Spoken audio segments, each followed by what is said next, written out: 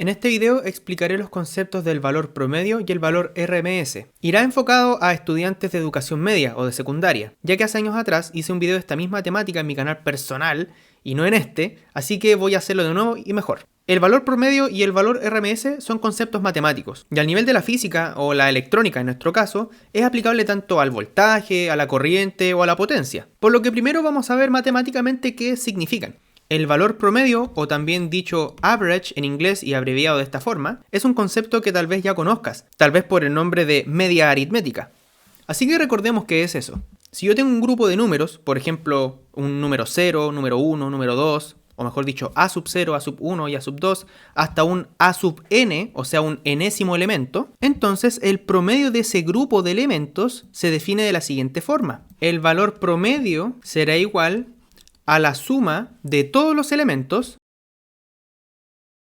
y luego dividir por la cantidad de elementos que existan. Y esto es lo que todos hacemos para calcular nuestros promedios de notas, por ejemplo. Por ejemplo, si me saqué un 50, un 70 y un 60, y digamos que estas son mis notas, entonces el promedio de mis notas va a ser igual a sumar 50 más 70 más 60 y dividir todo eso por la cantidad de números que tenemos, en este caso 1, 2 y 3. Lo cual nos da un valor promedio de 60. Así que mejor que me quede dormido temprano para que mis padres no me castiguen. Yo a veces hacía eso. Bueno, ¿y dónde se aplicará todo esto en electrónica?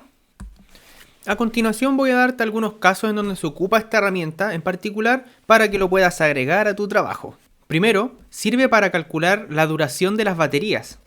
Las baterías siempre vienen especificadas para un cierto voltaje y una cierta capacidad de corriente, que se da en miliampere-hora, por ejemplo 2000 miliampere-hora. Y para saber cuántas horas va a durar la batería antes de que esté completamente descargada, uno tiene que saber cuánta corriente consume su circuito. Así que imagínate que si siempre consumiéramos, por ejemplo, 10 miliamperes, la duración sería 2000 miliampere-hora dividido 10 miliamperes.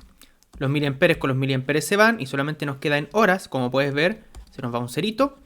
Y duraría 200 horas nuestra querida batería. Y eso es bien simple cuando la corriente es constante, pero en la vida real eso nunca ocurre. En la vida real siempre vamos a tener casos como este, donde la corriente en algún momento va a subir, va a bajar, va a tener muchas variaciones, va a ir a cero, a bajo consumo, etc. Entonces, si nuestra forma de onda de consumo es esta, ¿cómo sabemos cómo calcular cuánto dura la batería? Resulta ser que si cada una cierta cantidad de tiempo tomáramos muestras de cada uno de los consumos de corriente que tenemos en el tiempo, ya que esto sería un gráfico de corriente versus tiempo, entonces ahí estaríamos creando un cierto grupo de datos, igual que anteriormente con las notas. Por lo tanto, si después sumamos todas esas corrientes y las dividimos por la cantidad de muestras que hicimos, o las enésimas muestras, tendremos una corriente promedio, o como también se escribe usualmente, una IAB corta G, y average en inglés. Y el valor de esa corriente promedio corresponde a un valor continuo equivalente para todo este intervalo de estudio. Digamos que medimos en ese intervalo de estudio, ¿ok? Por lo tanto, si esta forma de onda es la que se repite en el tiempo, podemos estimar la duración de la batería con este valor promedio. Hay un poquitito más de detalle con esto, pero esta es una muy buena aproximación. Como segunda aplicación, se utiliza para calcular la componente continua de señales. Por eso aquí aparece componente DC o de corriente continua. Por ejemplo, una onda como la siguiente tiene una forma que es alterna. Independiente de que no tenga un ciclo negativo, esta onda, por concepto, es una onda alterna de todas formas. Y déjenme adelantarles que hay un teorema que dice que todas las ondas están compuestas de una componente continua y componentes seno y coseno. Este se le llama el teorema de Fourier y es bastante avanzado, así que quedémonos con esta parte básica. Esto significa que esta onda no solamente tiene componentes alternas, sino que también tiene una componente continua. ¿Y cómo calculamos esa componente continua? Bueno, la componente continua corresponde al valor promedio de lo que queramos medir. Por lo tanto, si esto fuera un gráfico de voltaje versus tiempo, entonces el valor promedio hasta este intervalo de acá, el cual estudiamos porque después se repite, así que basta con un puro ciclo, representará el valor de voltaje continuo de la onda, que en este caso, si este valor es el voltaje peak, el voltaje promedio es igual a 2 veces el voltaje peak sobre pi. Y esto asumiendo que es una onda seno rectificada. Y bueno, aquí pi aparece cuando le damos un escalón más a este concepto matemático. Ya vamos a eso. Y bueno, ¿de qué me sirve saber este valor promedio? Imagínate que esta onda fuera la de un generador de señales, ¿ok? Luego este generador voy a conectarlo a una resistencia y a un condensador. Y luego yo aquí voy a conectar un voltímetro en corriente directa midiendo el voltaje del condensador. El voltímetro en corriente directa lo que mide es el voltaje promedio. Por lo tanto, en vez de estar viendo valores que varían, que es como lo que uno observa acá porque varía en el tiempo, en verdad en el condensador aparecerá este voltaje de aquí, el voltaje average. Y de esa forma yo podría calcular cuánto voltaje tiene que soportar mi condensador. Por lo tanto, el valor promedio siempre representará un circuito equivalente en el fondo de una fuente continua, sea de voltaje, corriente o potencia. Ahora, hilando un poquitito más fino, como tú debes saber, las funciones son algo muy importante en todo el mundo, sobre todo en la electrónica, porque como nuestras señales en general son periódicas, podemos describirlas como funciones. Por ejemplo, el voltaje que se encuentra presente en el enchufe de mi casa tiene un voltaje peak de 311 volt, tiene una forma de onda seno y también tiene 50 Hz de frecuencia. Por lo tanto, esta función es la que la describe. Y bueno, si quisiera saber cuál es el voltaje promedio de esta onda en particular, en el fondo tendría que usar el mismo método que te mostré recién. Y claramente mi voltaje promedio de esta onda va a ser mucho más cercano al real mientras más muestreos hago. El problema es que hacerlo con una sumatoria descrita de esa forma es exhaustivo, o sea, tendríamos que hacer infinitas sumas. Por lo tanto, ahí lo que uno utiliza es lo que se llama el cálculo diferencial, que es un método numérico que justamente nos permite hacer esos cálculos infinitesimales, como se les dice.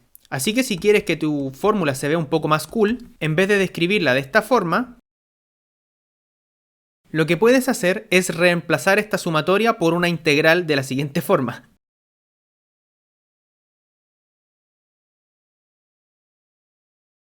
Y esto lo que nos dice es sumar el área de pequeños rectangulitos que se encuentran entre el intervalo T1 y T2 y luego dividirlo por el intervalo de estudio, que en este caso sería T2 menos T1. Y resulta ser que es exactamente la misma fórmula de antes, pero en su versión de cálculo. Y sí, así es como se ve en la universidad y por lo tanto dejaremos hasta aquí. Ahora hablaremos sobre el valor RMS. RMS viene de root mean square, o la raíz cuadrada media. Y esto nuevamente es otro modelo matemático más. Por lo tanto hay una formulita, así que vamos a ver eso.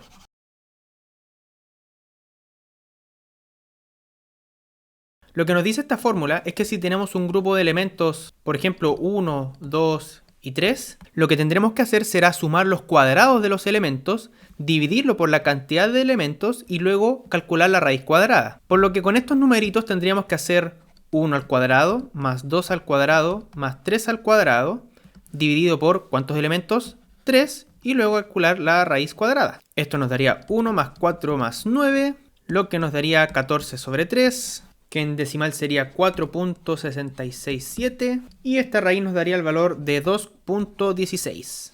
Por lo tanto, el valor de la raíz cuadrada media del grupo de datos 1, 2 y 3 tiene valor 2.16.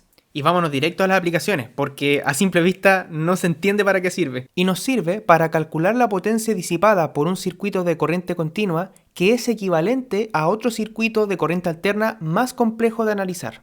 Y antes de explicarte esta aplicación voy a darte un dato curioso. Si yo tengo una onda sinusoidal, como por ejemplo la que tengo en la casa, que aquí tiene 311 volt peak, resulta ser que si yo por ejemplo conectara un LED directo al enchufe y no lo hagas, este reventaría porque se encontraría con demasiada energía. Y hasta ahora sabemos lo que es el voltaje promedio. Y déjame decirte que el voltaje promedio de esta onda sinusoidal es igual a 0. O, mejor dicho, 0 volt DC. Entonces, ¿cómo es posible que esté reventando el LED si en promedio tenemos 0 volt? Bueno, porque en verdad el LED no ve ese voltaje, sino que él está observando el voltaje RMS. El tema es que el voltaje promedio en este caso cancela el semiciclo positivo con el semiciclo negativo. Y aquí es donde viene el concepto del voltaje RMS a ayudarnos para el cálculo de la potencia. Debido a que el valor RMS lo que hace es que en un punto calcula los cuadrados de los valores, significa que independiente de que si estos sean positivos o negativos, todos quedan positivos. Y luego podríamos decir que se compensa ese cuadrado aplicando después la raíz cuadrada de la suma de los demás, como ya viste en la fórmula. Y habiendo explicado eso, ahora sí que voy a explicar esta aplicación. Resulta ser que si yo tengo una fuente alterna conectada a una carga, entendiendo nuevamente que esta forma alterna no necesariamente tiene que ser sinusoidal, sino que puede ser una onda muy compleja, ¿cómo podríamos calcular cuánta potencia disipa nuestra carga? En ese caso utilizamos el voltaje RMS, que nos entrega un valor continuo que nos permite calcular la potencia disipada en la carga. Es decir, simplifica este circuito de acá, que puede tener una onda muy compleja, y lo traduce a un circuito de características continuas que nos permite calcular mediante la raíz cuadrada media el valor de potencia raíz cuadrada media disipada. Por ejemplo, si tuviéramos esta onda sinusoidal con 311 volt peak, si calculamos su valor RMS, este será igual a 220 volt. Mucho ojo aquí, porque cuando el voltaje nos lo entregan como 220 volt AC, eso significa que este valor de acá corresponde al voltaje RMS de la onda. Si te preguntas cómo se calcula esto, es bien simple. Para el caso de esta onda en particular, el valor RMS es igual a 0.707 el voltaje peak, por lo que redondeando te dará 220 volt AC. Y déjame aclararte que para cada onda, esta fórmula o el valor final va a ser distinto. Por lo tanto, si esta fuera la onda que yo le aplico a una carga de, por ejemplo, 1 kΩ, nos encontraríamos con el caso de que, como vemos que tenemos un ciclo positivo y un ciclo negativo, no nos queda muy claro cómo iría la potencia, ¿no? Ahí es donde, en vez de estar calculando complejamente con una onda así, utilizamos este modelo matemático del voltaje RMS para decir que la potencia disipada sería igual a... ¿Te acuerdas de la ley de Ohm? La potencia sería igual al voltaje al cuadrado sobre la resistencia. Y en este caso nos daría 48.4. Y las unidades serían watts. Pero aquí viene el tema. Como esto fue calculado con un valor RMS, entonces esta potencia es potencia RMS. Es más, para calmar a los profesores vamos a poner las unidades también. Y sí, recuerden siempre poner las unidades. Y por lo tanto ahora sabemos cuánta potencia tiene que soportar nuestra resistencia para esta onda en particular. Y sí, nuevamente esto no se calcula tomando muestras separadas, sino que se realiza utilizando cálculo diferencial. Por lo tanto, el valor RMS de una onda está definido de la siguiente forma.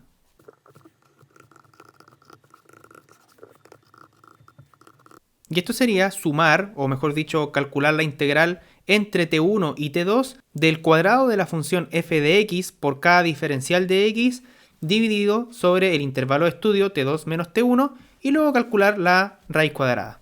Si el video te gustó, por favor dale like y déjame algún comentario. Todas las dudas que tengas las voy a contestar. Que no se te olvide suscribirte y activar todas las notificaciones en la campanita. Si quieres que explique algún otro concepto básico que te estén pasando en el colegio, solamente notifícame en los comentarios y haremos que suceda. Nos vemos la próxima y adiós.